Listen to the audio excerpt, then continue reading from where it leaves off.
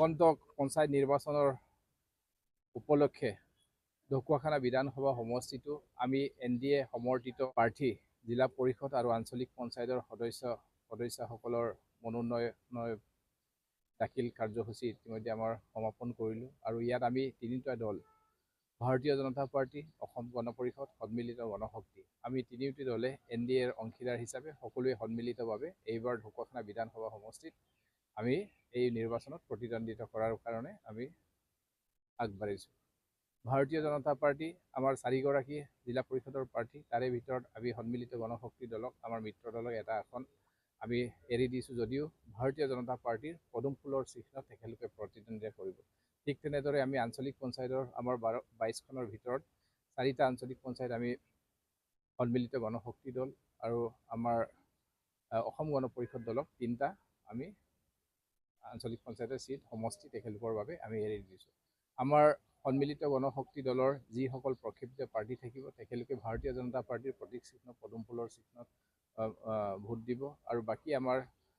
অসম গণ পৰিষদ দলৰ হাতীৰ চিহ্নত ভোট দিব আৰু বাকী আপোনালোকে সকলোৱে জানে এইবাৰ প্ৰথমবাৰৰ বাবে মাননীয় মুখ্যমন্ত্ৰী ডক্টৰ হিমন্ত বিশ্ব শৰ্মা ডাঙৰীয়াৰ নেতৃত্বত আমি পঞ্চায়ত নিৰ্বাচনৰ যোনটো এমেণ্ড কৰি পিনি ৱাৰ্ড সদস্যসকলক আমি ইণ্ডিপেণ্ডেণ্টভাৱে যাতে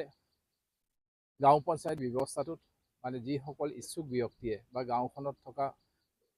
মানে ৰিটায়াৰ্ড শিক্ষকেই হওক বা কোনোবা এনেধৰণৰ বিশিষ্ট ব্যক্তিয়ে হয় তেখেতলোকে সময়ে সময়ে দেখিবলৈ পাওঁ তেখেতলোকে ৰাজনৈতিক দলসমূহৰ লগত মানে চিম্বল নথকাকৈ নিজা ব্যক্তিগতভাৱে কৰিব খোজে। এইকাৰণে এই বাট মুকলি কৰাৰ নিমিত্তে যাতে সকলোৱে অংশগ্ৰহণ কৰিব পাৰে তাত মানে দলীয় চিহ্ন নাথাকে। কিন্তু আমাৰ ৱাৰ্ড সদস্যসকলতো আমাৰ মিত্ৰজোঁটৰ সকলোৱে পাৰ্টি থাকিব বেলেগ বেলেগ চিম্বলত, কিন্তু আমি সকলোৱে সমৰ্থন কৰিম। ৰাইজে যাক আশীৰ্বাদ দিব তেখেতেই আমাৰ প্ৰাৰ্থী হ'ব আৰু আমি আশাৰ দৃঢ় বিশ্বাস ঢকুৱাখানাবাসী সমষ্টিবাসী ৰাইজে আমাৰ NDAৰ সমৰ্থিত সকলো প্ৰাৰ্থীক খুব সুন্দৰভাৱে মানে বিজয়ী কৰাব বুলি আমি দৃঢ় বিশ্বাস আৰু আমি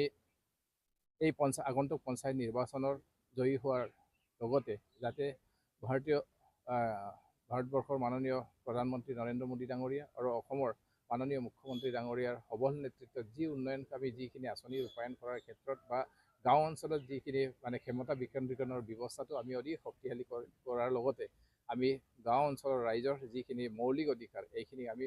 ৰাইজৰ দাবীৰ বা অগ্ৰাধিকাৰৰ ভিত্তিত আমাৰ সকলো প্ৰাৰ্থীয়ে একত্ৰিত হৈ এই কথাখিনি আগবঢ়াই নিয়াৰ বাবে আমি সকলোৱে সংকল্প হৈ আজি আমি NDAৰ হৈ আমি সকলো নেতৃত্ব অসম গণ পৰিষদ দল সন্মিলিত গণশক্তিৰ নেতৃত্ববৃন্দই আমাৰ সমৰ্থিত প্ৰাৰ্থীসকলক ইতিমধ্যে আমি মনোনয়ন পত্ৰ প্ৰদান কৰিছোঁ আৰু আমি সমগ্ৰ ঢকুৱাখানাবাসী ৰাইজক আমি সেৱা জনাইছোঁ যাতে আপোনালোকে সকলোৱে যে আমাৰ প্ৰাৰ্থীসকলক আশীৰ্বাদ প্ৰদান কৰি অহা দিনত যে আমি উঠি অহা প্ৰজন্মৰ এখন সুন্দৰ ঢকুৱাখানা নিৰ্মাণৰ বাবে আমাক আশীৰ্বাদ প্ৰদান কৰে তাৰ বাবে আমি বিনম্ৰভাৱে আহ্বান জনাওঁ।